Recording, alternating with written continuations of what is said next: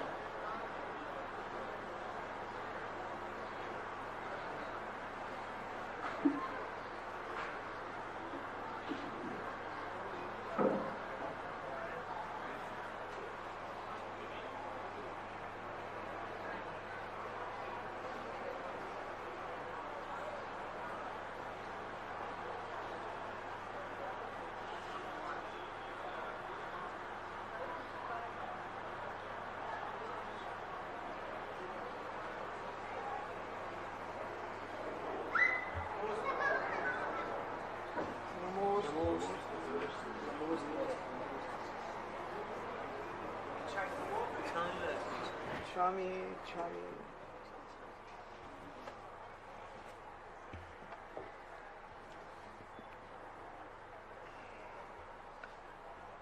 अपराणिक लक्षण स्वाध्याय विलयांश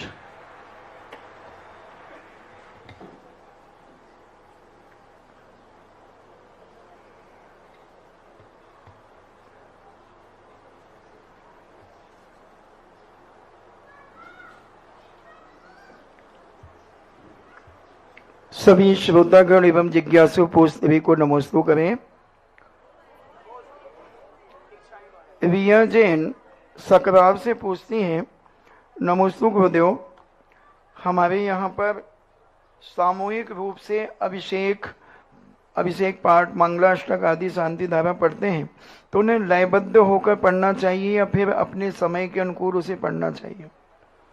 शांति धारा की लय बनेगी ही नहीं, क्योंकि वो गद्य रूप में है और गद्य रूप में लय बनाने का प्रयास करोगे तो कहीं ना कहीं अशुद्ध पढ़ना पड़ेगा, क्योंकि छंद बनाने के लिए कोई ना कोई मात्राओं की हीनाधिकता करना पड़ेगी, या तो कोई अक्षर जोड़ोगे या घटाओगे। अतः गद्य को गद्य रूप में ही पढ़ना चाहिए, पद्य को पद रूप में ही पढ़ना चाहिए। शांति धारा गद्य रूप है, गद्य की शैली में ही पढ़ने पर वह शुद्ध मानी जाएगी।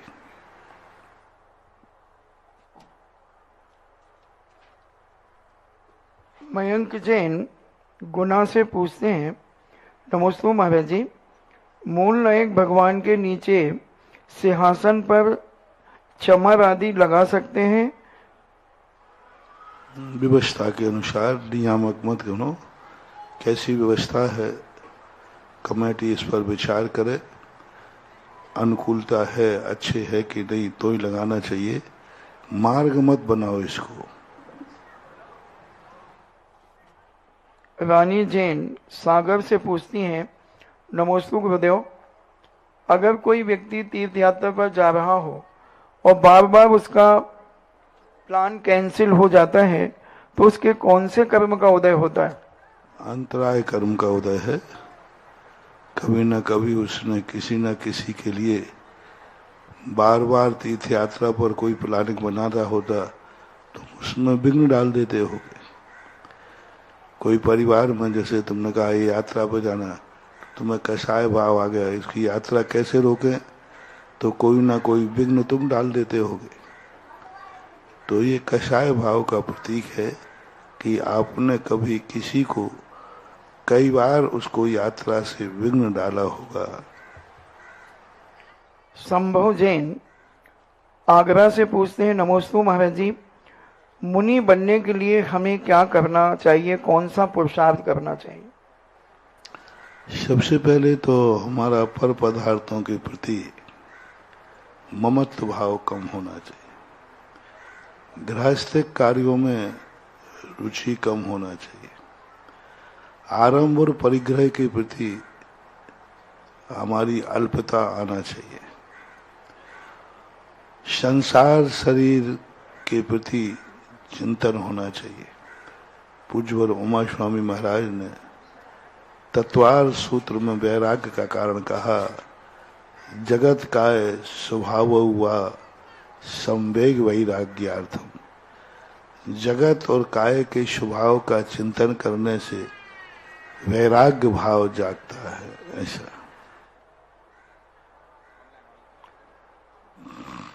अवनीत जैन इटावा से पूछते हैं, नमोस्तु महाराज जी, मेरी बातों का और मेरी सलाह का किसी पर कोई प्रभाव नहीं पड़ता, जबकि मैं किसी के बारे में गलत भी नहीं सोचता, स्वप्न में नहीं सोचता, फिर भी लोग मेरी बातों को नहीं सुनते और न समझते हैं।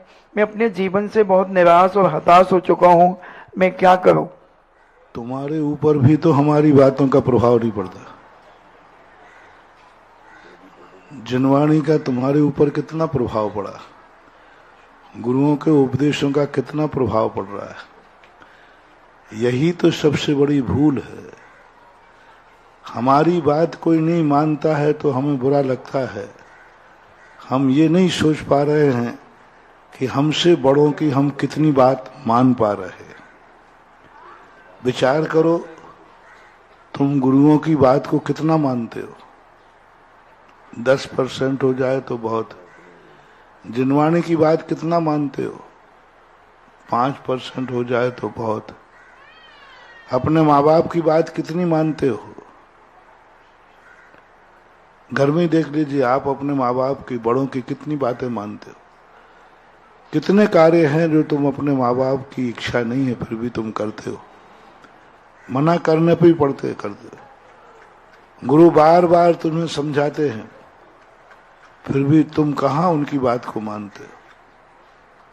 कितनी बातें हैं कि जो महाराज लोग बताते हैं, जिनवाणी बताती है, फिर भी तुम उनको नहीं मानते। तो यही परिणाम है कि आपकी कोई नहीं मानता। इसका एक ही तरीका है, आज से तुम नियम ले लो कि मैं जिनवाणी की, गुरु की, अपने से बड़ों की पूरी बात मानेंगे तो 6 महीने बाद आपकी बात कोई मानने लग जाएगा।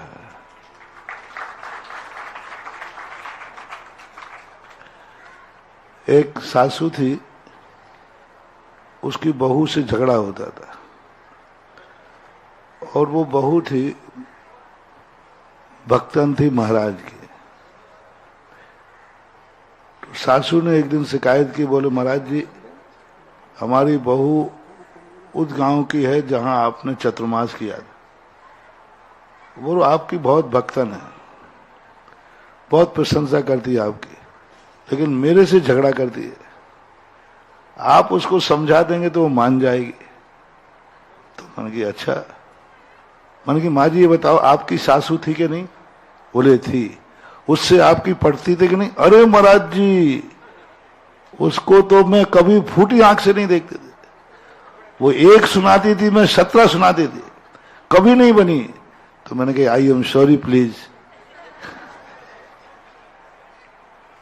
मैं मना नहीं कर सकूंगा क्योंकि जैसे को तैसा। हर सासू चाहती है कि बहू मेरा सम्मान करे, लेकिन वह यह नहीं सोचती सास भी कभी बहू थी।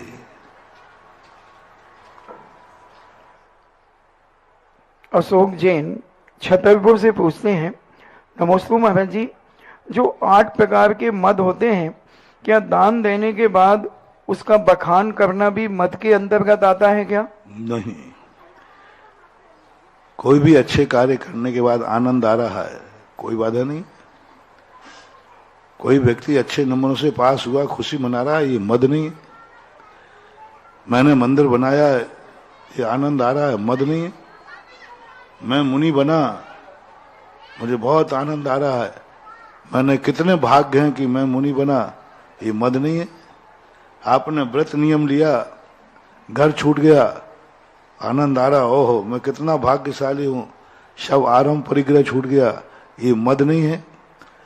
मैं भगवान की पूजा की, मैंने भगवान का विधान किया, ये मद नहीं है। बांधक वाले सारी दुनिया में कहें मेरे कितने भाग्य हैं कि मैं पारसनाथ धाम बना रहा हूं, ये मद नहीं है, ये गुणानुराग है। मद कब कहलाता है? जब दूसरे को नीचा दिखाया जाए। दान इसलिए देना है कि उसने 1000 दिया है ना, इसकी कलम को नीचे नहीं किया तो मैं भी काहे का। उसको नीचा दिखाने के लिए दान दिया जाए तो वो मद की कोटि में आता है। लेकिन यह बोली तो मैं लूंगा चाहे कोई कुछ भी करे, ये मद में नहीं आता, ये प्रभावना में आता है। देखना, एक बोली बोल रही थी, एक व्यक्ति ने कहा कि नहीं मैं तो विधान का इंद्र तो मैं बनूंगा, कितनी बोली कोई बढ़ ले मैं बनूंगा, ये मद नहीं है, स्पर्धा है। अब देखना मद, उसको तो नहीं लेने दूंगा चाहे कुछ भी हो जाए। ये किस में आ गया? दोनों में अंतर समझ में आया ना? उसको तो नहीं लेने दूंगा चाहे कुछ भी, ये मद है। मैं लेके रहूंगा चाहे कुछ भी हो जाए, ये मद नहीं है, ये गुणानुराग है। इसको मद में नहीं लेना चाहिए। राहुल जैन दिल्ली से पूछते हैं, नमस्ते महाराज जी, शुक्ल ध्यान कैसा होता है, किस प्रकार का होता है? शुक्ल ध्यान नाम ही उसका शुक्ल ध्यान है, जो आत्मा को पवित्र करता है, कर्म को समूल नाश करता है, जो आत्मा की कालिमा को धोता है। जैसे वो तुम्हारे यहाँ आता ना एक विज्ञापन रिन सावन का, झक झक झक करके वो करते हैं, मैल को धोता है। ऐसा ही शुक्ल ध्यान जो है, एक ध्यान ऐसा है जो नियम से आत्मा में लगे हुए कलमश को धो करके आत्मा को निर्मल करता है, शुक्ल करता है, इसलिए उसको शुक्ल ध्यान कहते हैं, जो अष्टम गुण स्थान से शुरू होता है। पूज्यवर उमा स्वामी महाराज के अनुसार, पूज्यवर वीर सेन स्वामी महाराज और कुंद कुंद भगवान के अनुसार 11वें 12वें गुण स्थान में शुरू होता है। इसमें प्रथम शुक्ल 2 शुक्ल ध्यान में घाती कर्मों का नय क्षय होता है, अंत के शुक्ल ध्यान में आघातिया कर्मों का क्षय होकर के आत्मा परम शुद्ध सहज निर्मलता को प्राप्त होती है। पीसी जैन बीना जिला सागर से पूछते हैं, नमस्ते महाराज जी, अनंत भगवान के समोषमण में नरक गति के जीव क्यों नहीं जाते? क्योंकि देवगति, मनुष्य गति और त्रिभंज गति के सभी जीव जाते हैं, तो नारकी क्यों नहीं जाते? कहाँ पे? समोषमण में। वो जा ही नहीं सकते, निकल ही नहीं सकते, उनका क्षेत्र सीमा है। जैसे कोई 2 प्रकार के अपराधी होते हैं। एक अपराधी ऐसे होते हैं जो जेल में घूमते हैं, हम लोग प्रवचन करने जाते हैं तो प्रवचन सभा में आते हैं, लेकिन कुछ खूंखार ऐसे आतंकवादी होते हैं जो कोठरी से उनको बाहर निकाले ही नहीं जाता, वो कोठरी के अंदर ही रहेंगे।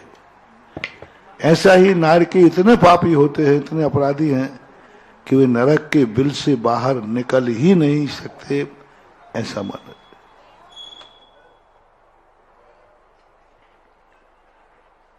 अभिषेक जैन बैवसिया से पूछते हैं, नमोस्तु महाराज जी, मनुष्य और त्रियंच गति के जीव की आयु कम और देव गति और नरक गति के जीवों की आयु अधिक क्यों होती है, ऐसा क्या कारण है? क्योंकि जहां संयम होता है, जहां कल्याण के रास्ते खुले रहते हैं, वहां ज्यादा आयु की जरूरत नहीं होती। त्रियंच मनुष्य, त्रियंच जो है संयम धारण कर सकता है, देश संयम से। मनुष्य संयम धारण हो ही सकता है, इससे ज्यादा की जरूरत नहीं है। देव और नार की निधत्त निकाचित कर्म को भोगते हैं। उन्होंने ऐसा पुण्यबंध कर लिया कि अब उन्हें मोक्ष नहीं मिल सकता, उतने काल तक उन्हें पुण्य को भोगना पड़ेगा। नारकी ने इतना निधत्त निकाचित पाप किया कि वे मोक्ष नहीं जा सकते, उतने काल तक उन्हें पाप करना ही पड़ेगा। दूसरी बात है कि व्यक्ति मेरिट लिस्ट में बहुत कम लोग आते हैं। जैसे स्वामी महाराज ने समय सार की टीका में लिखा, मोक्ष उनको मिलता है जो 16 बन्नी का सोना, थोड़ा सा भी बट्टा नहीं है।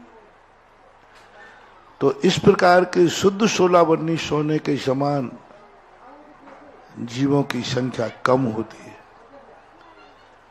और बट्टे वाले शेर सोने की संख्या ज्यादा होती है। शुद्ध सोने के आभूषण नहीं बलते, उसमें कोई ना कोई बट्टा लगता है, और जब सोने में बट्टा लग जाता है तो उन्हें स्वर्ग मिलता है और उनकी संख्या ज्यादा है। मोक्ष जाने वालों की संख्या कम है, मोक्ष मार्ग पर चलने वालों के फेल होने की संख्या ज्यादा है। सपोज कीजिए एक इंटरव्यू है किसी आईपीएस आईएएस का, किसी का, तो पास होने वाले विद्यार्थी ज्यादा हैं कि फेल होने वाले? हाँ, फेल होने वाले। कोई भी इंटरव्यू निकलता है, 1000 की वैकेंसी है, 1 लाख लोगों ने फॉर्म भरे, अब 99,000 तो फेल होना ही है। लेकिन 99,000 ने पढ़ाई की है, पूरी शक्ति लगाई है। तो ऐसे जी इसी प्रकार मोक्ष मार्ग में हजारों जीव मोक्ष मार्ग में चलते हैं, लेकिन उसमें पास मात्र 608 जीव होते हैं। तो शेष लोगों ने जो इतना संयम पालन किया लेकिन पूरे 100-200 नंबर नहीं ला पाए, तो उनके लिए स्वर्ग दिया जाता है। तो उन्होंने इतना पुण्य कर लिया कि मोक्ष नहीं पा पाए, तो उनको स्वर्ग मिलना चाहिए। और वो काल बहुत बड़ा इसलिए है क्योंकि उन्होंने बहुत काल तक संयम पालन किया है। इसी प्रकार अपराधियों में होता है। अपराध करने के बाद उनको व्यक्ति जब अपराध करने पर उतारू होता है तो सारी मर्यादाएं लांघ जाता है और उन मर्यादाओं को लांघ करके वह हिंसादी कार्य करता है। तो इस प्रकार की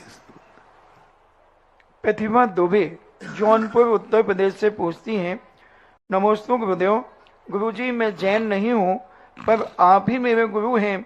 गुरुजी मैं जौनपुर जिले से हूँ, यहाँ कोई जैन मंदिर नहीं है।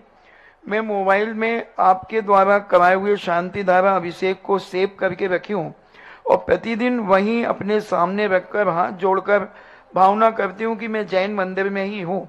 गुरुजी मैं ऐसा करती हूँ, यह उचित है या अनुचित?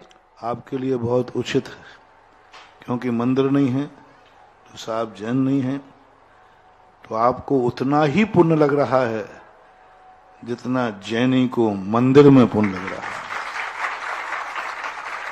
आपको उतना पुण्य लग रहा है जितना जैनी को साक्षात जिनेन्द्र देव का अभिषेक देखने का पुण्य लग रहा है। क्योंकि आप जिस परिस्थिति में हैं उस परिस्थिति में आपकी श्रद्धा, आपकी विशुद्धि, आपका समर्पण जैन से भी कई गुना ज्यादा है। इसलिए बहुत अच्छा आपका फल जरूर मिलेगा। जिनका आश्रय दशों दिशाएं, जिनका आश्रय दशों दिशाएं, ये धरती और अंबर है। अंतर मन अद्भुत गुण संयुक्त सबसे बड़े समंदर हैं। ज्ञान ध्यान तप से कर्मों का करते रहते संवर हैं। ज्ञान ध्यान तप से कर्मों का करते रहते संवर हैं। धरती पर हैं संत अनेकों, धरती पर हैं संत अनेकों, सबसे बड़े दिगंबर हैं, सबसे बड़े दिगंबर हैं। ऑनलाइन जिज्ञासा के उपरांत हम सभी बांदकपुर ग्राम भावी पारस धाम के से यह सीधा प्रसारण जिज्ञासा समाधान का जिनवाणी, आदिनाथ, पुण्योदय, सुधा कलश आदि चैनलों पर देख रहे हैं। यहाँ उपस्थित समस्त श्रोतागणों की ओर से एवं सभी चैनलों पर जो अपने अपने घर से जो भी भक्तगण यह लाइव कार्यक्रम देख रहे हैं, उन सभी की ओर से महाराज श्री के चरणों में बारंबार नमोस्तु नमोस्तु नमोस्तु गुरुवर। आज के जिज्ञासा सत्र की शुरुआत करते हुए हम प्रथम नाम यहाँ से बुलाने जा रहे हैं श्रीमान अजित कुमार जी जैन मां साहब। वो अपनी प्रथम जिज्ञासा यहाँ पर रखेंगे और उसके बाद तैयार रहेंगी प्रतिभा स्थली की छात्रा कुमारी माही जैन।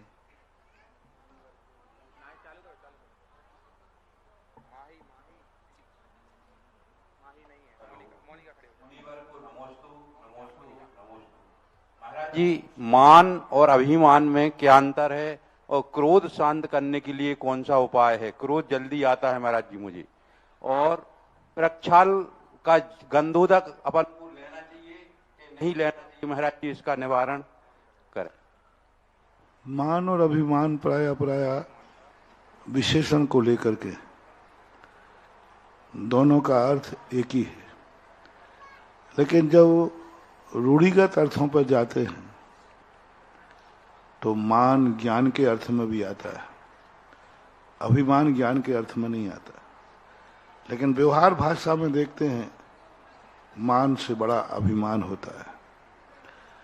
प्रक्षाल का गंधोदक सामान्यता नहीं लेना चाहिए, लेकिन कभी किसी मूल नायक आदि भगवान का अभिषेक नहीं हो सकता क्योंकि वो प्राचीन है, तो उनको कपड़े आदि से स्पर्श करा के या मार्जन करके गंधोदक देते हैं, तो उसको मजबूरी में लेने में कोई बाधा नहीं है।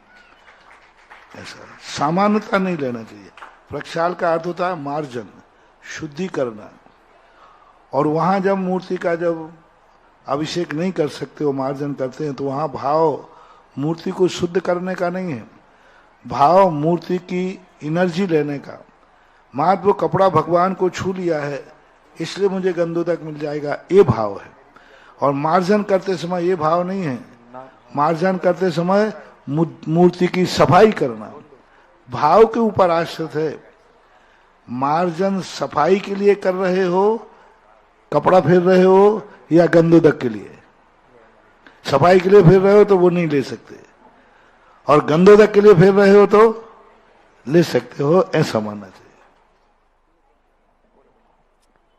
कुमारी माही जैन प्रतिभा स्थली की छात्रा खड़ी हो जाए और इसके बाद तैयार रहेंगे श्रीमान ऋषभ कुमार जी जैन लालू भाई। एक मिनट, चाचा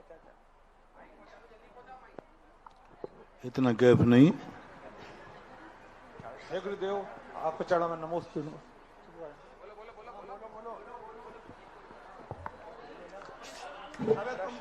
हे गुरुदेव, जिनके नाम हो वो आगे आ जाए करें या माइक जल्दी भेजा करें।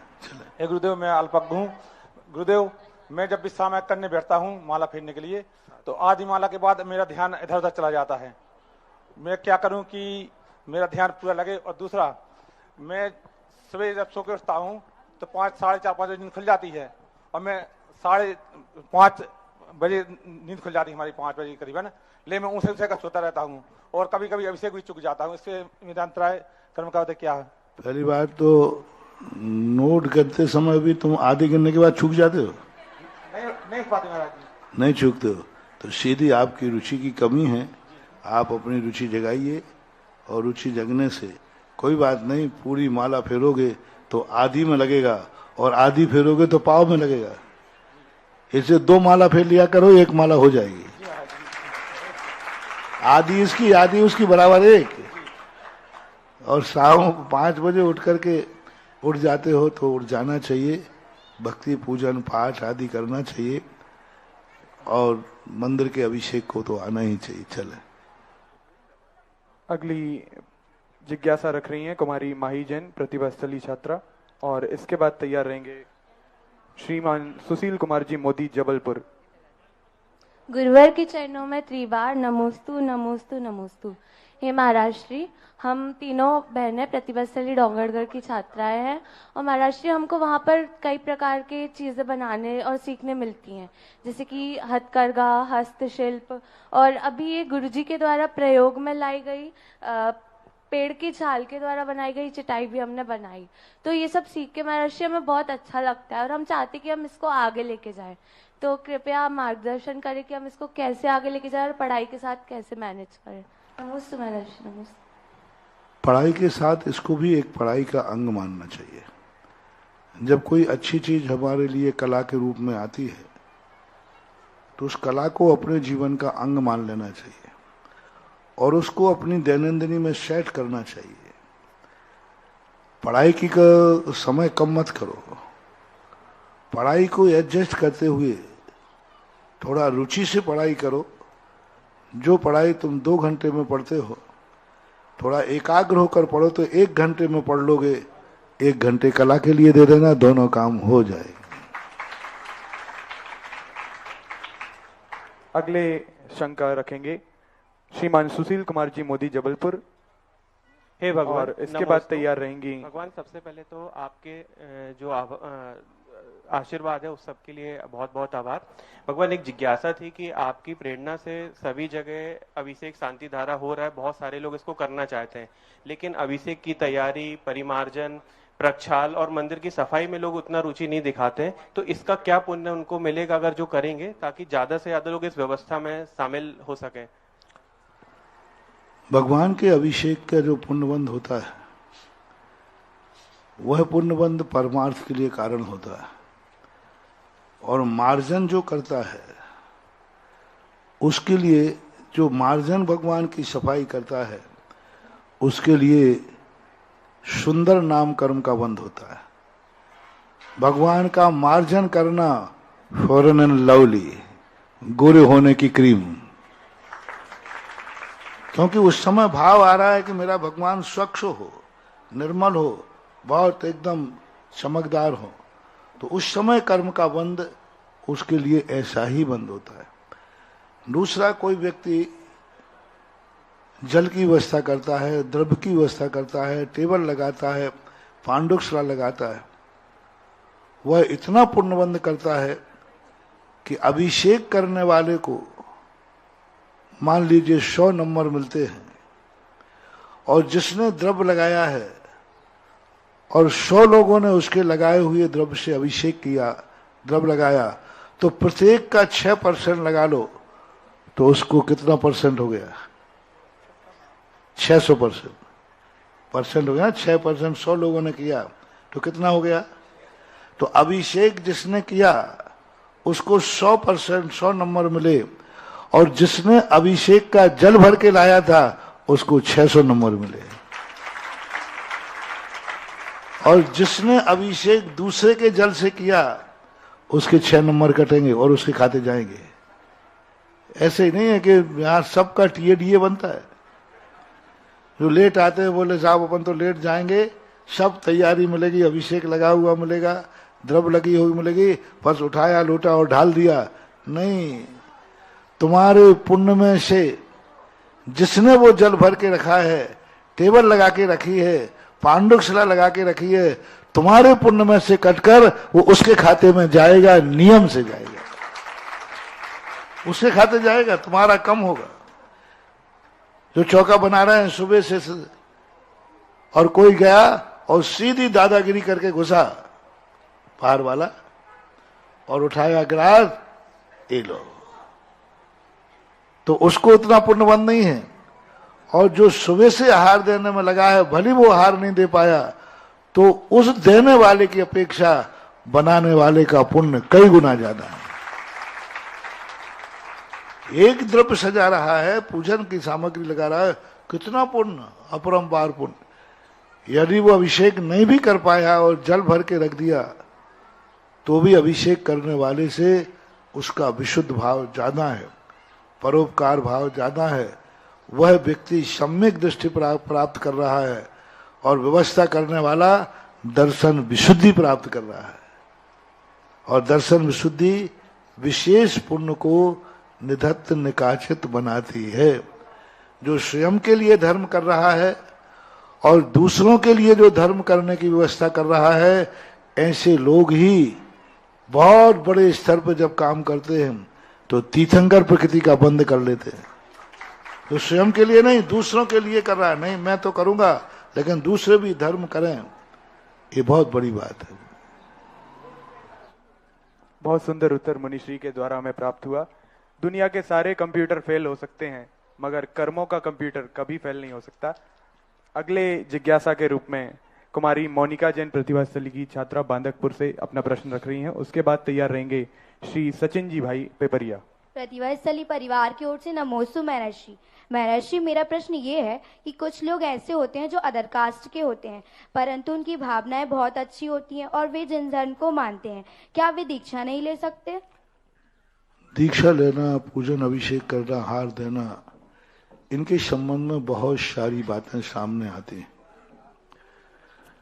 उनके लिए भावनात्मक धर्म करने में आपत्ति नहीं है। इस प्रकार से करने में धर्म परिवर्तन करने का आरोप आ सकता है। दूसरी समाज से विद्रोह में आ सकती है, और कानून की दृष्टि से भी कई बार ऐसी दिक्कत आगे जाके आ सकती है।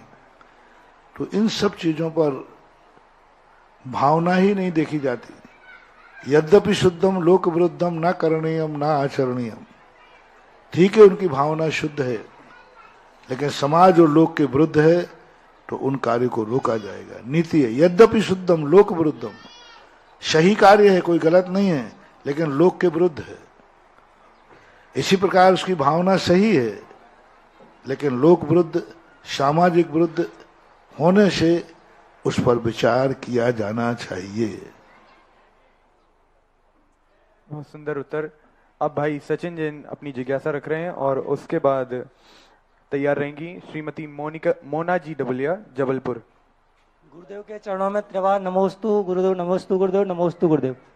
मेरी जिज्ञासा है गुरुदेव, यहाँ से 3 किलोमीटर की दूरी पर एक अतिशयकारी पेपरिया टिकरी मंदिर है और वहाँ पर एक घर की समाज है महाराज जी, और हम लोग भी यहाँ पर शिफ्ट हो चुके हैं और वहाँ पर कोई भी नहीं है। हम लोग ये यहाँ से जाते हैं डेली अभिषेक करने के लिए, और हम लोग चाहते हैं कि यहाँ से 8-10 लोग वहाँ पर जाने का कष्ट करें और ऐसी कोई टीम बन जाए कि वहाँ पर जाएं, और महाराज जी आप निर्देशन दें जैसा करें। इसके लिए पहले आप अपनी समाज की, यहाँ की समाज से संपर्क करें, और हमारी जानकारी में अभी वो नहीं है किस हालत में है, किस रूप में है, कैसी स्थितियां हैं। उन सब पर विचार करने के लिए यदि यहाँ की समाज मीटिंग में लेकर मेरे से सलाह लेती है तो मैं बहुत अच्छी व्यवस्था भी और सलाह दे सकता हूँ। क्योंकि जब तक समाज की रुचि नहीं हो, समाज को वेदना नहीं हो, तब तक मेरे कहने का कोई प्रभाव नहीं पड़ेगा। क्या बांधक समाज वहाँ की दुर्दशा से दुखी है? क्या बांधक समाज वहाँ के अतिशय से प्रभावित है? क्या बांधक समाज को आपने प्रभावित किया है? ये 3 कार्य आप कर लीजिए, मैं बहुत अच्छी व्यवस्था बनवा दूंगा। महाराज श्री के चरणों में नमोस्तु नमोस्तु नमोस्तु। महाराज श्री, यदि कोई व्यक्ति मंदिर जी में अभिषेक, शांति धारा या पूजन पाठ कर रहा हो और अचानक से उसका मरण हो जाए, तो उसका ऐसा कौन सा प्रबल पुण्य होता है कि मंदिर जी में उसका मरण हो गया? बहुत बड़ा पुण्य का उदय है। हमारे पूज्यपाद स्वामी ने भक्ति के अंदर लिखा, उन्होंने भगवान से वरदान मांगा कि भगवान मुझे कुछ नहीं चाहिए, बस मेरा मरण कहाँ हो गुरु मूले यति निचिते चैत सिद्धांत वार्धि सदघोषे मम भवतु जन्म मरणे समन्वितम मरणम। हे भगवान, मेरा मरण कब हो, कहाँ हो? जहां साधुओं का समूह हो, और क्या हो, मंदिर हो, और मंदिर में साधुओं के द्वारा प्रवचन चल रहा हो, ऐसे समय पर मेरा मरण होना चाहिए। इससे सिद्ध होता है कि वो भाग्यशाली है। अभी 2 दिन पहले अजमेर में ऐसे एक भाग्यशाली का मरण हुआ, सुनील करके, गदिया करके परिवार का। महाराज को पड़का रहा, उसकी आवाज भी मैंने सुन ली। महाराज को पड़का रहा, नमोस्तु नमोस्तु नमोस्तु। और काकताली न्याय से उस दिन का नमोस्तु में इतना प्रभाव था, कई दिन से बड़े महाराज के आहार नहीं हो रहे थे।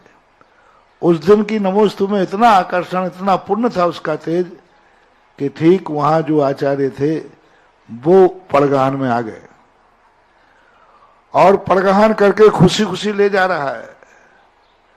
और चलते, धोती दुपट्टा है, महाराज आगे है, वो पीछे पीछे चल रहा है। धीरे से पीछे चलते चलते आयु खत्म हुई, महाराज आगे चले गए और वो ऊपर चला गया।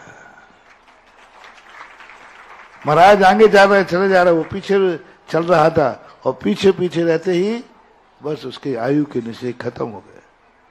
कितना पुण्य है, कितना भाग्यशाली है। मरना तो सबको है, जवानी में भी मर जाते, अकाल में भी मर जाते। कोई व्यापार करने जा रहा है, कोई बारात में जा रहा है, जवान भी मरते हैं, घर उजड़ जाते हैं, परिवार अनाथ हो जाते हैं।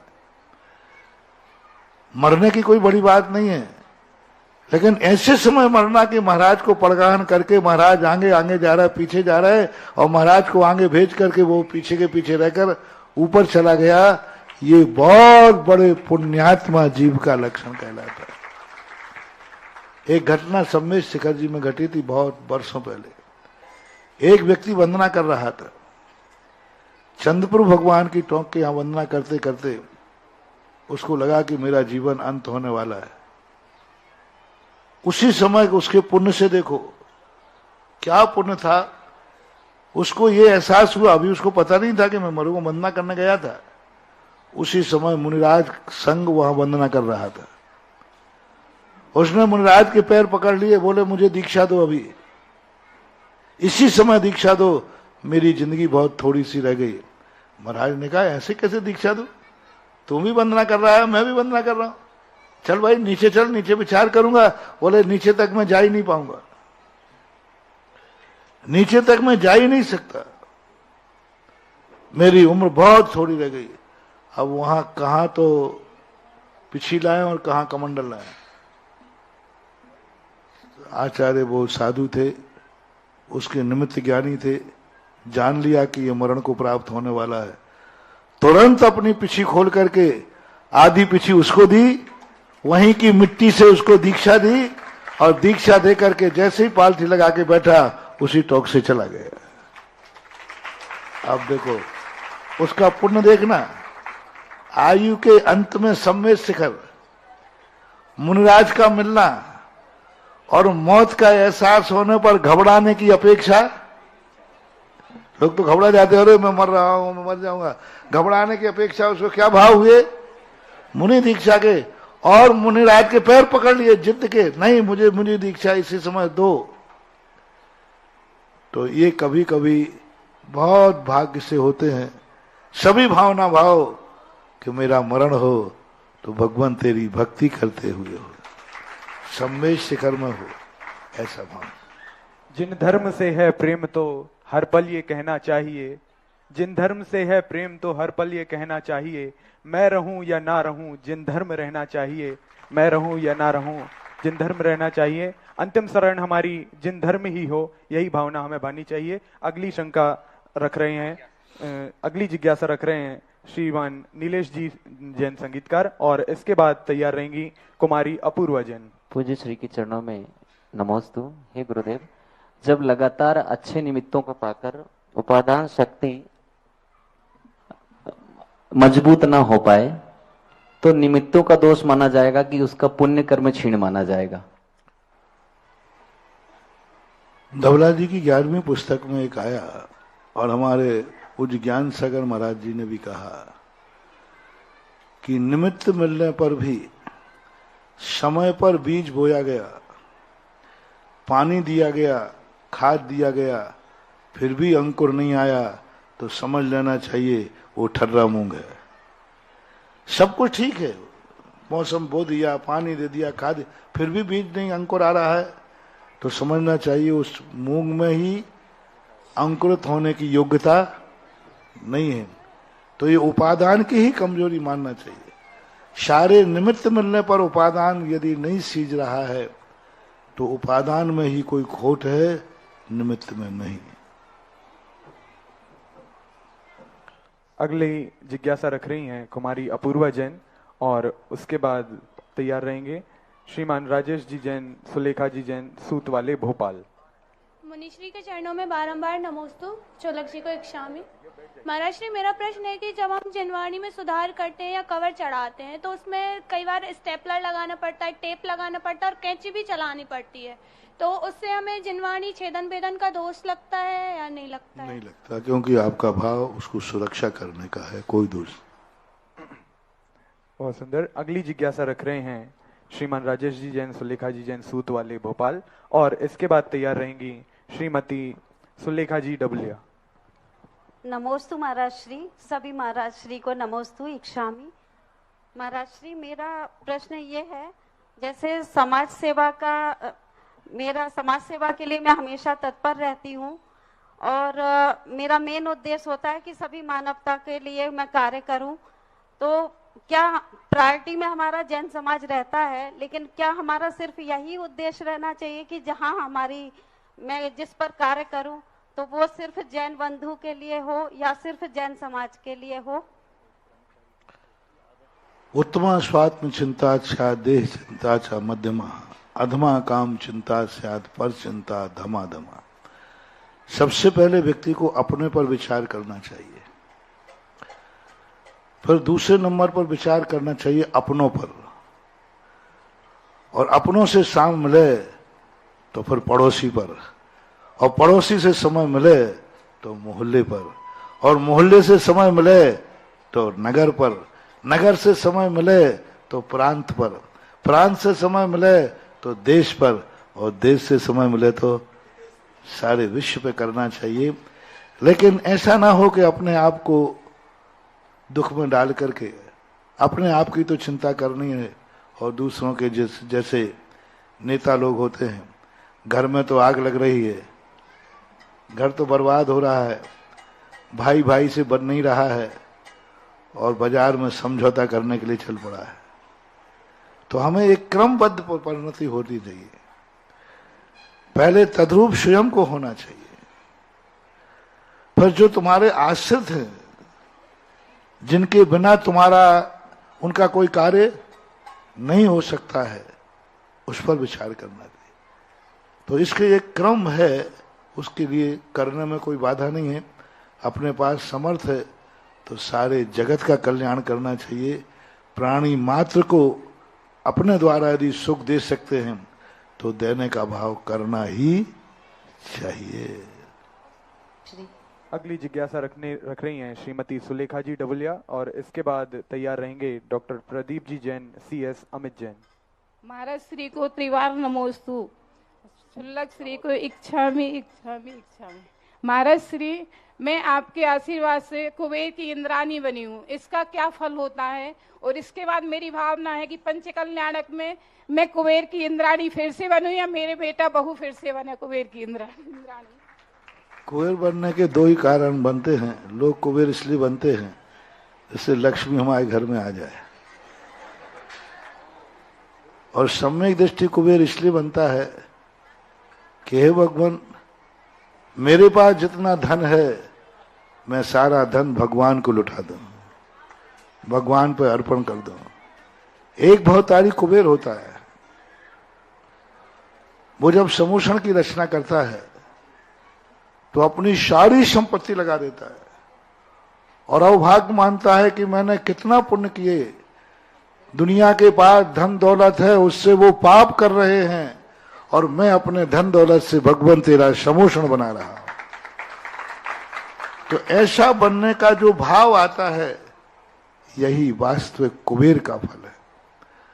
कुबेर का एक भावतारी होता है, और वो एक ही परिणाम करता है कि भगवान मेरी जिंदगी का सब कुछ मेरा है, लेकिन मेरे काम नहीं आवे, सब कुछ प्रभु तेरे काम आ जाए, तेरे लिए समर्पित हो। मेरा जो भी पुण्य है, मुझे तुझसे कुछ नहीं चाहिए, और मेरा सब कुछ तेरे लिए है। ये कुबेर का परिणाम है। मुझे कुछ नहीं चाहिए, मेरे पास जो है वो सब कुछ तेरा है, ऐसा परिणाम आता है। उसी समय कुबेर को इंद्र प्रशंसा करता है, कुबेर तुम एक भवतारी क्यों हो? यानी सब कुछ तुम्हारे पास जो कुछ है, सब भगवान के लिए अर्पण करने का भाव कर रहे हो, ये होता है। और ऐसा परिणाम तुमने आज किया है। तो जैसे इंद्राणी की कल बात आई थी, भावना भाव पारसनाथ धाम का भी जब पंचकल्याणक हो, तो कुबेर तुम्हारे परिवार जैसी भावना, जाकी रही भावना जैसी, शो देखी मूरत तिन तैसी। आज तुम्हें आनंद आ रहा है, इससे सिद्ध है। मैं बहुत सगुन उठाता हूं। मैं 3-4 दिन इसलिए तुम लोगों को दिए कि मैं देखूं कि तुम्हें ये पारसनाथ धाम बांधकपुर वालों को भार है या सौभाग्य है। ये सहस्त्र नाम विधान अभी 2 महीने पहले यहां विधान हुआ था, और फिर ये विधान हो रहा है, तो तुम्हें भार है कि सौभाग्य है? मैं इसलिए कह रहा हूं सौभाग्य है कि आज जो सौधर्मेंद्र बना, उसको इतना आनंद आ रहा है कि वो पंचकल्याणक में सौधर्मेंद्राणी बनने का भाव कर रही है। आज कुबेर बनने में तुम्हें इतना आनंद आ रहा है कि पंचकल्याणक का कुबेर करने का भाव आ रहा है। निश्चित है कि पारसनाथ धाम अतिशयकारी बनेगा। यही तो है, किसी क्रिया को द्वारा करने का भाव आ जाए, समझ लेना उसने उस क्रिया को अपनी आत्मा की पर्याय बना लिया है। हमारे आचार्य श्री कहा करते थे, एक बार आचार्य श्री से पूछा कि हम लोग कहीं जाते हैं तो हम लोगों ने अच्छा कार्य किया कि नहीं, वहां के लोग धन्य हुए हैं कि नहीं। तो आचार्य ने कहा कि तुम जहां जाओ, वहां से विहार करने के बाद लोग तुम्हें दोबारा चाहें, तो समझ लेना तुमने अच्छा कार्य किया है। और ये कहे निपट गया बनारस विहार करके, यानी द्वारा चाहने का अर्थ है कि उनको इतना आनंद आया है कि यह आनंद हमें बार बार मिलता रहे। आप लोगों के जो परिणाम बन रहे हैं, यही परिणाम तुम्हारे भविष्य का निर्णायक है कि तुम्हें एक क्रिया में आनंद आ रहा है, तभी तो ये भाव कर रहे हो मैं बनूं, मेरी बहू बने, हमारे परिवार में सदा इस प्रकार के कुबेर इंद्रादिक बन करके धन होते रहे। यही तुम्हारे वर्तमान का परिणाम भविष्य के फल का निर्णायक है। आपका आशीर्वाद चाहिए। नमोस्तु। बहुत सुंदर उत्तर। और इसके बाद जिज्ञासा कर रहे हैं डॉक्टर प्रदीप जी जैन, CS अमित जैन, और इसके बाद तैयार रहेंगी कुमारी दीपा जी डबलिया। तीर्थ चक्रवर्ती जगत पूज्य जन जन के सत्य शताब्दानी व्यक्तित्व गुरुदेव के चरणों में बारंबार नमोस्तु। गुरुदेव, बांधकपुर जैसी छोटी सी समाज में, 50 घर की समाज में जो उपादान और शक्ति जागृत हुई है, इतना बड़ा तीर्थ क्षेत्र बन गया है। गुरुदेव, आप नहीं होते तो ये तो कल्पना ही नहीं कर रहे थे ऐसी। तो गुरुदेव, आपसे ये एक सवाल है कि हम अपने जीवन में उपादान शक्ति और निमित्त कैसे जागृत करें, इसके लिए क्या अभ्यास करने चाहिए? हमें इसमें व्यवहारिक और सैद्धांतिक दोनों तरीके से समाधान चाहिए। व्यवहार में तो अभ्यास हम लोग करते रहते हैं, पर और क्या क्या उपाय, मन के कैसे भाव रहें, वचन में हमारे क्या रहे, और काया से हम ऐसा क्या करें, सभी तरीकों से समाधान गुरुदेव। जब उपादान कोई कार्य करना चाहता है और नहीं कर पाता है, तो उसे निमित्त की शक्ति पहचानना चाहिए, निमित्त को पहचानना चाहिए, और निमित्त को पहचान करके उस निमित्त को उपलब्ध करा के उसका सदुपयोग कर लेना चाहिए, तो उपादान भी समर्थ हो जाता है। जैसे आपके पास दीपक है, घी है, लेकिन आप वो उजेला नहीं दे पा रहा है, तो फिर आपको उजेला देने वाली माचिस को पहचानना चाहिए, और माचिस को पहचान करके तुरंत माचिस का उपयोग कर लेना चाहिए, तो उपादान रूपी दीपक सदा के लिए जल जाता है। निमित्त की पहचान होना और निमित्त का उपयोग करना। बांदकपुर वाले करना चाहते थे पर कर नहीं पा रहे थे, उन्होंने निमित्त को पहचान लिया और निमित्त का उपयोग कर लिया, तो लो साहब उपादान का कार्य हो गया।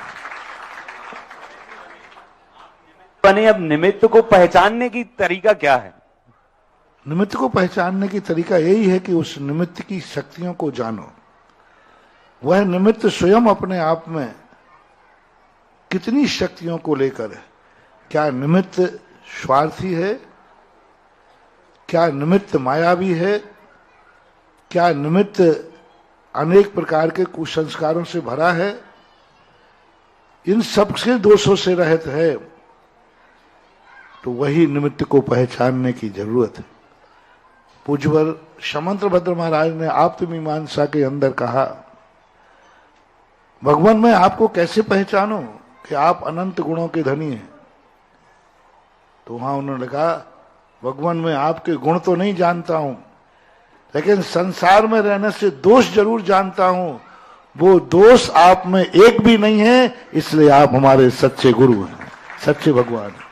हम गुण तो नहीं जान सकते, लेकिन संसारी होने से अनंत काल तक हमने तो दोषों को जानता हूं। आप में कोई दोष नहीं है, राग नहीं है, द्वेष नहीं है, कसाय नहीं है, पाप नहीं है। ये दोष आप में नहीं पाए जा रहे हैं। इसका अर्थ है कि आप सच्चे निमित्त हैं, आप सच्चे इस संसार को पार कराने वाले जहाज हैं, क्योंकि आप में कोई दोष नहीं है। इस जिज्ञासा के पश्चात कुमारी दीपा जी डबलिया प्रतिभा स्थली प्रथम बैच की छात्रा, और इसके बाद तैयार रहेंगी ब्रह्मचारी आस्था दीदी अमर पाटन, आशिका दीदी बांदकपुर और स्मृति दीदी दिल्ली पूर्णायु जबलपुर। पार्श्वनाथ धाम बांदकपुर के प्रणेता मुनि श्रमण पुंगव श्री सुधा सागर जी महाराज जी के चरणों में त्रिवार नमोस्तु नमोस्तु नमोस्तु। छुल्लक जी के चरणों में इक्षामी।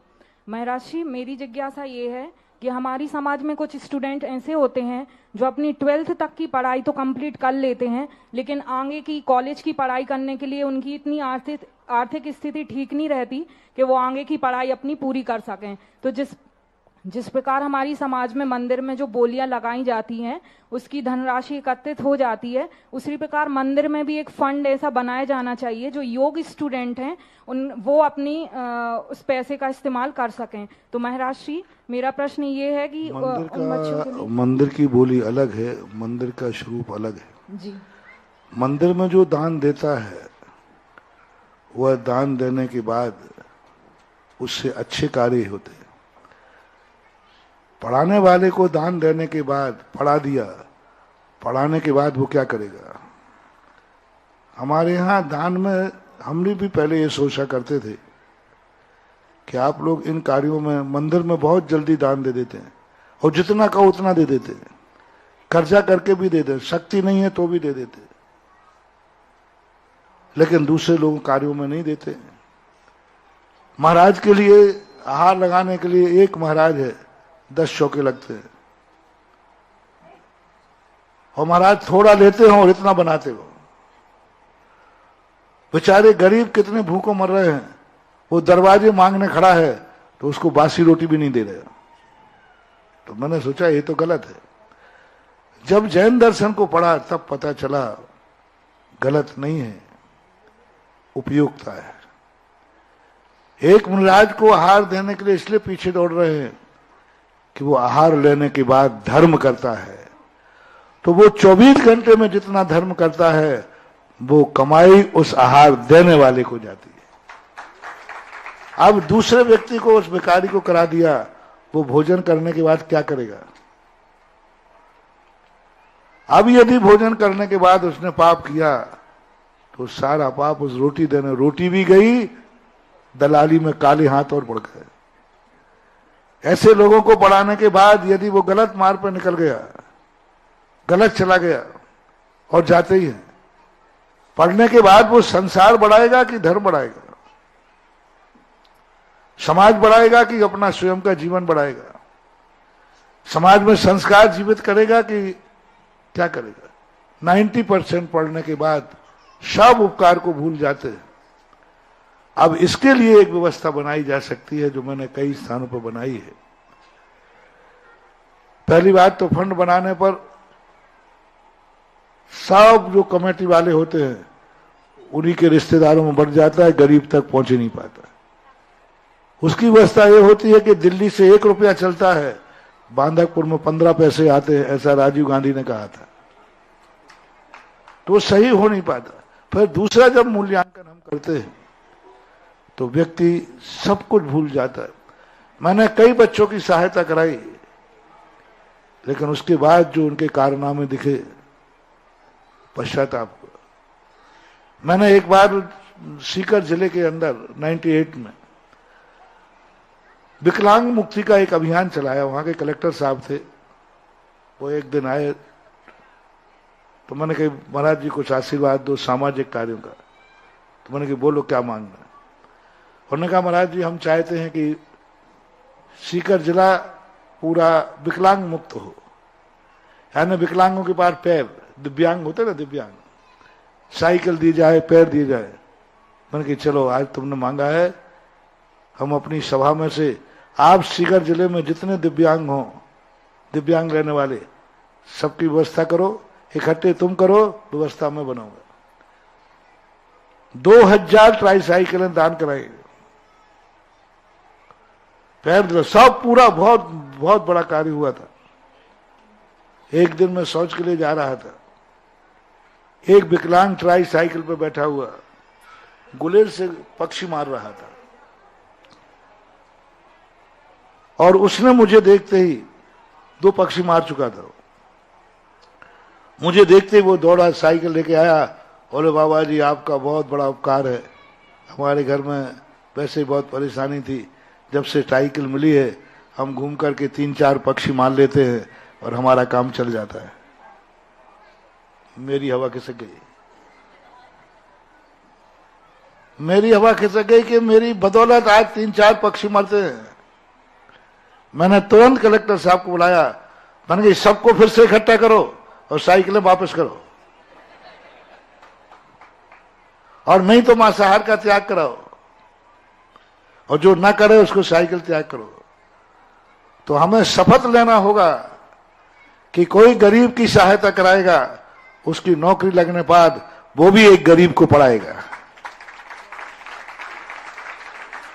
नौकरी लगने के बाद वो समाज के लिए कुछ करेगा, नौकरी लगने के बाद उसके आचरण में सुधार आएगा।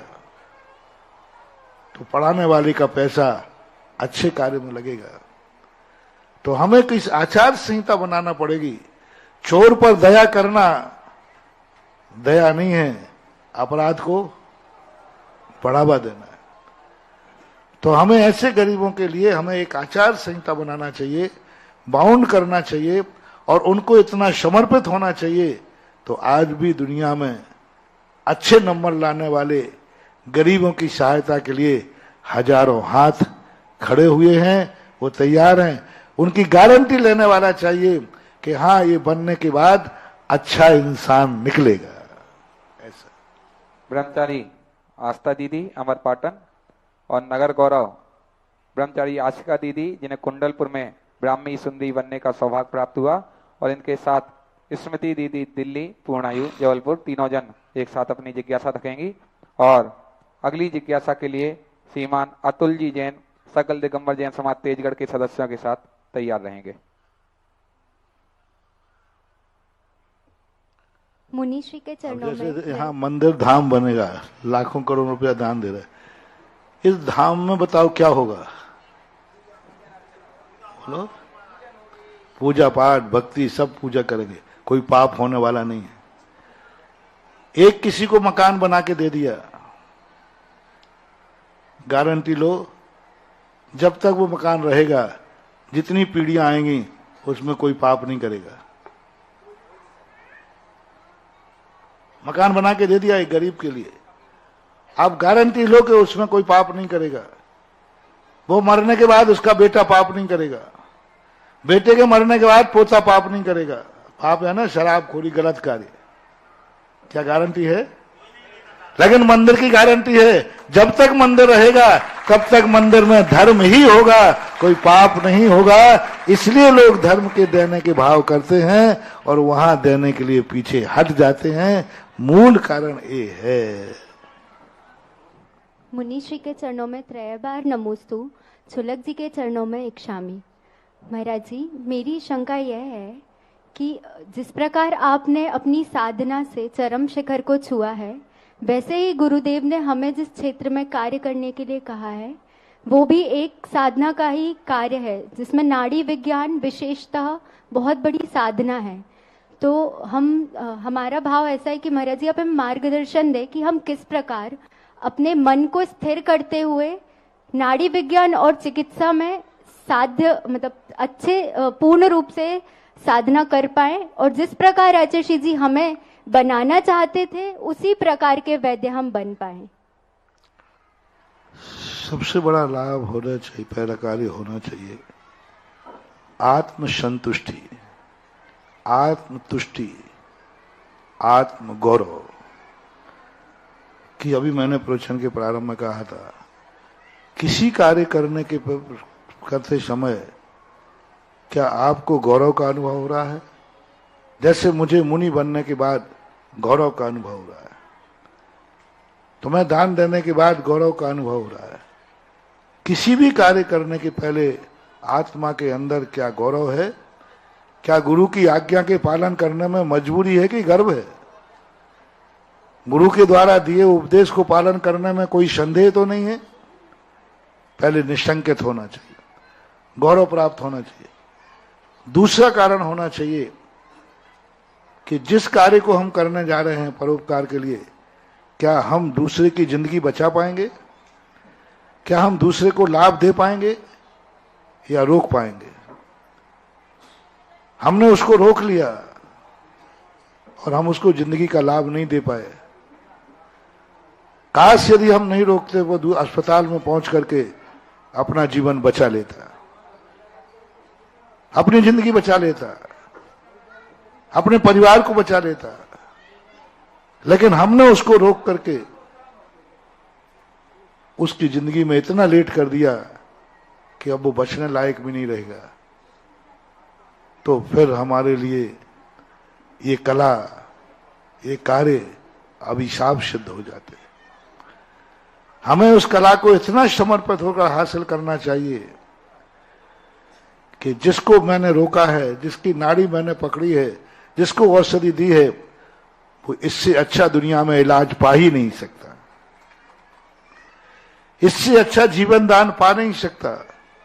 जो जीवन दान मैं दूंगा तो फिर वही कला तुम्हारी दिन दूनी रात चौगनी अतिशय लाएगी, चमत्कार लाएगी, और लोग लाइन लगा करके तुम्हारी उस कला को प्रणाम करेंगे। इसलिए हमें यह देखना है कि मात्र हमारे लिए, हमारे द्वारा किया उपकार से सामने वाले को कितना लाभ है, कितनी उपलब्धि है। क्या वो जीवन दान पा पाया कि मात्र हमने अपनी दुकान चलाने के लिए, अपना व्यापार चलाने के लिए, अपनी कला के लिए उसको मात्र हमने प्रैक्टिकल यूज किया है। तो ये बात यदि अपने मन में आ जाए, पहली बात तो अभाग्य, दूसरा बात जो कला मैं सीखने जा रहा हूं इसमें जगत का कल्याण ही होगा, जीवन दान ही होगा, तो फिर यह कला और गुरु का आशीर्वाद वरदान सिद्ध हो जाता है। जैसे हमने कहा कि मुझे गुरु ने दीक्षा दी, मुझे गर्व है, अब मैं गौरवान्वित हूं। अब जिसके बीच में मैं हूं, क्या वो भी गौरवान्वित है कि नहीं? मैं गौरवान्वित हूं दीक्षा पाकर, मैं बांधकपुर में हूं, क्या बांधकपुर गौरवान्वित है? बस हो गया काम गुरु का, हो गई साधना सफल। गुरु भी प्रसन्न है और हम भी प्रसन्न है, क्योंकि मैं धन्य हुआ और जो मेरी संगति में आए वो भी धन्य हो गए। हर कला के साथ ये लगाना चाहिए, मैं जो कर रहा हूं मैं धन्य हूं, और जो मेरी कला के नीचे आएगा वह भी धन्य होके जाएगा। ऐसा परिणाम करने से कला दिन दूनी रात चौगुनी सफलता की ऊंचाइयां छू लेता है। ये सूत्र, ये मोटिवेशन हमने आपको दिया। सकल दिगंबर जैन समाज तेजगढ़ के सदस्य और अंतिम जिज्ञासा डॉक्टर निधि संभव जैन दमोह। सकल दिगंबर जैन समाज तेजगढ़ के उसे गुरुवर के चरणों में बारंबार नमोस्तु भगवान नमोस्तु। महाराज जी, लोग ऐसा कहते हैं कि जैन धर्म बनियों का धर्म है और तुम्हारे सब तीर्थंकर तो जैनेतर क्षत्रिय हुए हैं, जबकि आपके प्रवचन में सुना है कि जैन धर्म क्षत्रियों का धर्म है और जो हमारे तीर्थंकर होते हैं वो भी जैन क्षत्रिय हैं। तो भगवान, जैन क्षत्रिय और अन्य क्षत्रियों में क्या अंतर है? कृपया जिज्ञासा का समाधान करें। जैन धर्म तीर्थंकर जैनेतर नहीं हुए, तीर्थंकर सही में जैन थे, और तुम बनिया अपने आप को मानते हो, तुम्हारी भूल है। मैं हमेशा बनियों को खूब चिढ़ाता हूं, जिससे तुम बनिया बनिया कहते बुरे मन। तुम अपने आप को बनिया मानते क्यों हो? तुम जैन हो, तुम क्षत्रिय हो।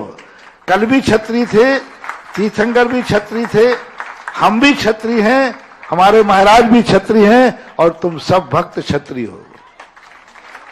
जैन का दूसरा नाम क्षत्रिय है। क्षत्रिय कहो, जैन कहो, एकार्थवाची है। अब वे लोग अपने आप को क्षत्रिय मान रहे हैं, वे नाम के क्षत्रिय हैं, काम के नहीं है। तो कोई तुम्हें बनिया कहे, तुम अपने आप को बनिया माने क्यों करो? तुम कहना मैं बनिया हूं ही नहीं, मैं तो जैन हूं। और जैन में कौन हो? बोले क्षत्रिय हूं। शास्त्रों के अनुसार जितने जैनी हैं वे सब क्षत्रिय हैं, जितने भी जैनी हैं सब क्षत्रिय। वैश्य है ही नहीं, बनिया है ही नहीं, वो तो बणकों के रूप में रह करके बनिया बन गए हो आप लोग।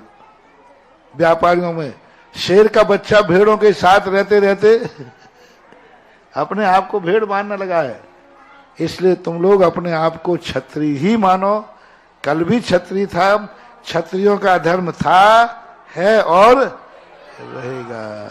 चलिए अंतिम जिज्ञासा साक्षी जैन डोंगरगढ़, जल्दी शीघ्रता से अंतिम जिज्ञासा है, इसके बाद कोई जिज्ञासा नहीं। चंद्रगति प्रदाता श्री आचार्य व गुरुवर विद्यासागर जी महाराज की जय। आचार्य श्री समय सागर जी महाराज की जय। साक्षात विराजमान सुधा सागर जी महाराज की जय। समस्त मुनि संघ की जय। महाराज जी, मेरे मन में एक प्रश्न उठता है कि जैसे भारत क्षेत्र में 63 सलाहकार पुरुषों की होती है गिनती, वैसे क्या विदेश क्षेत्र में भी होती होगी? क्योंकि वहां तो तीर्थंकर 20 होते हैं। पर 63 सलाहकार पुरुष तो सदा वहां रहते हैं। चक्रवर्ती होते, बलभद्र होते, नारायण होते, पृथ्वी नारायण होते। क्षेत्र अलग अलग होता है, 32 विधेय क्षेत्र होते हैं। उनमें 4 क्षेत्रों में ही तो तीर्थंकर हैं, जम्बूद्वीप में। चक्रवर्ती बराबर 63 सलाहकार पुरुषों का अर्थ ये नहीं है कि वहां तीर्थंकर 20 ही है। तो तीर्थंकर 1, 63 तीर्थंकर नहीं, तीर्थंकर 1, चक्रवर्ती तीर्थंकर 24, और वो तो वहां 24 नहीं है, पर क्रम से बने रहते हमेशा। एक 63 की संख्या वहां नहीं रहती। सदा तीर्थंकर रहेंगे, सदा चक्रवर्ती रहेंगे, सदा नारायण पृथ्वी नारायण रहेंगे, सदा बलभद्र रहेंगे। वो सब वहां बने रहते हैं। संख्या वहां होती है जो सीमित काल में होती है, वहां तो निरंतर बने रहते हैं। इसलिए संख्या का निर्धारण करना वहां जरूरी नहीं है। नमोस्तु महाराज जी। चलिए जिज्ञासा समापन की वेला में ब्रह्मचर्य साधना दीदी के जिया जी, सागर वाले सीमान अरविंद कुमार जी, आरती जी, आलम जी, मिठिया परिवार सागर वाले, आशु जैन, इन्होंने बांदकपुर के मंदिर निर्माण में 1 कलश की राशि की घोषणा की है। इनके भावों की बहुत बहुत अनुमोदना। आए और महाराज श्री से आशीर्वाद प्राप्त करें। और कौन सौभाग्यशाली पुण्यशाली श्रेष्ठ होगा जो आज पूज्य गुरुदेव की मंगलमय आरती और साथ में विधान में महाआरती दोनों सौभाग्य एक ही बोली के माध्यम से शीघ्रता से अपने भाव बनाए। जबल बोलक बांदकपुर के पार्श्वनाथ भगवान की, जलो परम पूज्य आचार्य श्रेष्ठ श्री विद्यासागर जी महाराज की, जलो परम पूज्य आचार्य श्री समय सागर जी महाराज की, जलो परम पूज्य निर्यापक श्रवण मुनि पुंगव श्री सुधा सागर जी महाराज की। बांदकपुर वालों को मैं देख रहा हूं, इनकी भक्ति दिन प्रतिदिन बढ़ती चली जा रही है। और महाराज जी आए थे कुछ समय के लिए, लेकिन बांदकपुर वाले रोकते ही रोकते जा रहे हैं। अब ये देखना है कितने दिन और रोकेंगे। आज भाई सौभाग्यशाली परिवारजन होंगे जो कि बांदकपुर इस पार्श्वधाम में प्रथम दीप थाल से आरती करने का सौभाग्य अर्जित करेंगे। बांदकपुर वाले भी ले सकते हैं, बाहर वाले भी ले सकते हैं, जिनकी जो भावना है शीघ्रता से प्रेषित करेंगे।